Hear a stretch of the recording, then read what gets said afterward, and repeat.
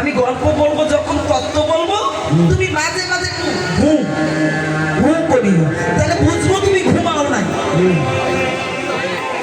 তো পার্বতী ওই গল্প শুনতে শুনতে কবে যে ঘুমিয়েছে, ঘুমিয়ে পড়েছে। কারণ কি জানেন? আস্তে মনে কিছু নিয়েন না, যদিও অবাস্তব এটা বাস্তব। যে কোনো জায়গায় যাবেন, কেউ জায়গা না পেলে মেয়ে মানুষ জায়গা পায়, কেউ জায়গা না পেলে মেয়ে মানুষেরা জায়গা পায় না। কারণ প্রথমে একটু দাঁড়াবে, তারপর আস্তে আস্তে সেখানে বসবে, বসিয়ে সেখানে আস্তে আস্তে পাটা ছড়িয়ে দেবে। আর পা যখন ছড়িয়ে দিতে পারে তখন সেখানে ঘুমিয়ে পড়বে। তার মানে বসতে পাইলে শুইতে চায়। যে এতক্ষণ ধরে মহাদেব তত্ত্ব বলছে, পার্বতী ঘুমিয়ে পড়েছে, কিচ্ছু জানে না। মেয়ে মানুষের ভজন কথা শুনলে ঘুম পায়। তো হঠাৎ তাকিয়ে দেখে পার্বতী ঘুমাচ্ছে। সর্বনাশ, তাহলে আমি এতক্ষণ তত্ত্ব বললাম, শুনলো কে? কে শুনলো? হঠাৎ তাকিয়ে দেখে বেল গাছে একটা পাখি, ওই পাখিটা হু দিয়ে গেছে। সে পাখিটার নাম কি? পাখিটার নাম হলো সুখ পাখি। সুখ পাখিটা এতক্ষণ ধরে সৃষ্টি রহস্য মহাদেবের শুনে ফেলেছে। মহাদেব ভাবছে, সর্বনাশ, আমি আর পার্বতী ব্যতীত এই সৃষ্টি রহস্য জগতে কেউ জানে না। তাহলে পাখিটা জেনে গেছে, তাকে ওকে বধ করতে হবে। মহাদেব ত্রিশূল দিয়ে ওই পাখিটাকে বধ করার জন্য যখন তাড়া করেছে, সুখ পাখিটা যেখানে যায় মহাদেবের ত্রিশূল সেখানে যায়, পাখিটাও যেখানে যায় ত্রিশূল সেখানে যায়। জগতের বুকে যত বড় শুভ হোক আর অশুভ হোক, শুভ শক্তি হোক আর অশুভ শক্তি হোক, জগতের বুকে একমাত্র রক্ষা করতে পারবে কে? জগৎ জননী মা। একটা মা পারে শুভ অশুভ শক্তির হাত থেকে সন্তানকে রক্ষা করতে। সুখ পাখিটা সব জায়গায় ঘুরলেন, কিন্তু কোথাও জায়গা পাচ্ছে না, সে লুকাবে কোথায়? দেখুন মা, যদিও গল্প বাস্তব, পাখিটা যে লুকাবে, লুকার জায়গা নাই। ব্রহ্মাণ্ড পরিক্রমা করলে, স্বর্গ ঘুরলেন, মর্তধামে ঘুরতে ঘুরতে পাগল হয়ে গেছে, জায়গা নাই, সে লুকাবে কোথায়? মহাদেবের হাত থেকে ত্রাণ পাবে কি করে? হঠাৎ দেখে ব্যাসদেবের স্ত্রী স্নান করে চুল শুকাতে দিয়েছে। অনেক লম্বা চুল, তো চুলগুলো শুকাতে দিচ্ছে আর চুল ধার দিচ্ছে। তবে মানুষ যখন চুল ধার দেয় হা করে না? কি হা করে না? সত্যি অনুমান না হলে কালকে প্র্যাকটিক্যাল করে দেখবেন, কালকে প্রমাণ করে দেখবেন। চুল ধার দেয়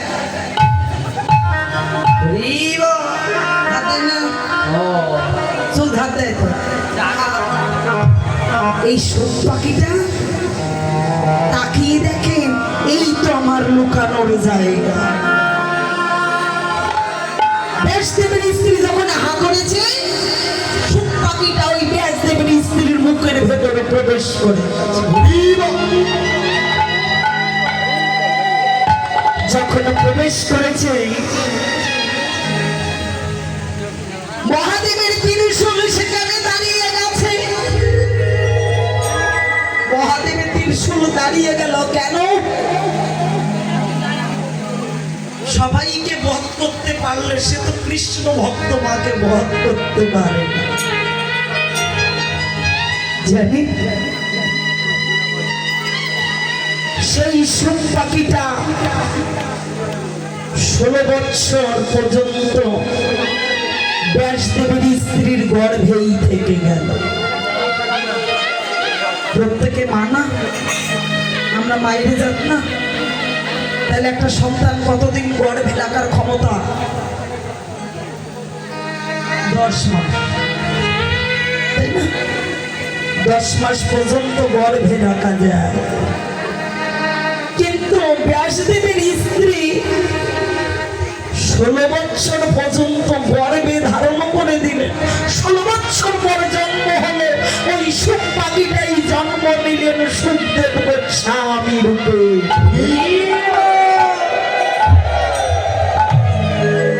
কারণ সুখ পাখি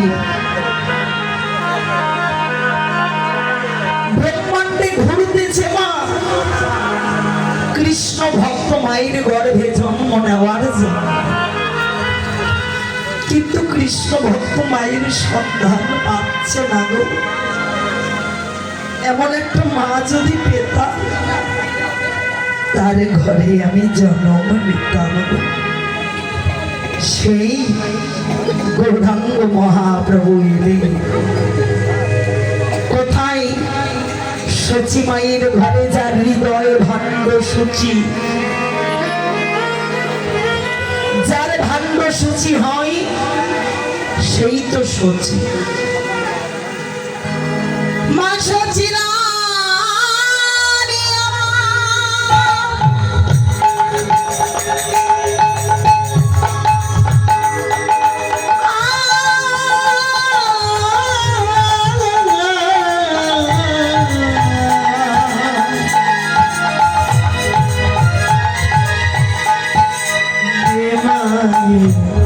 মধুর হরি নাম শুনে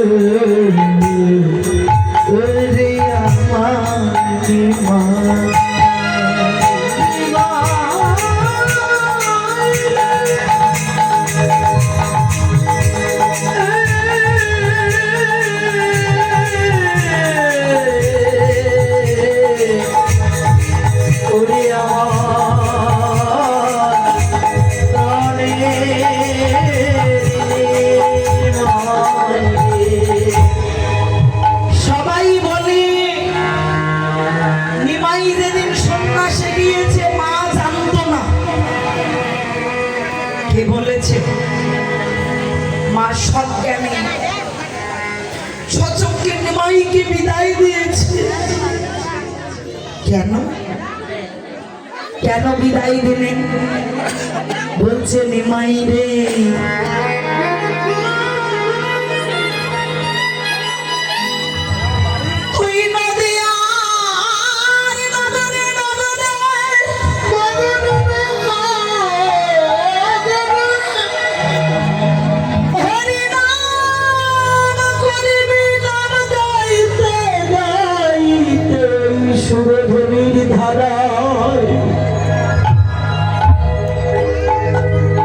আমি তোর জন্য ঘরে কাঁদবো অঝোর নয়নে।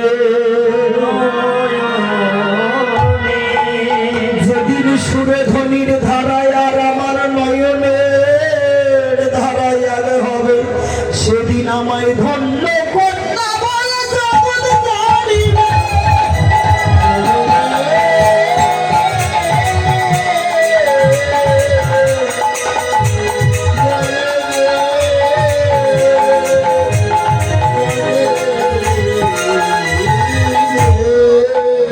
সেই মা সচিরানী রঙ্গিনায় সুরধনী গঙ্গার তীরে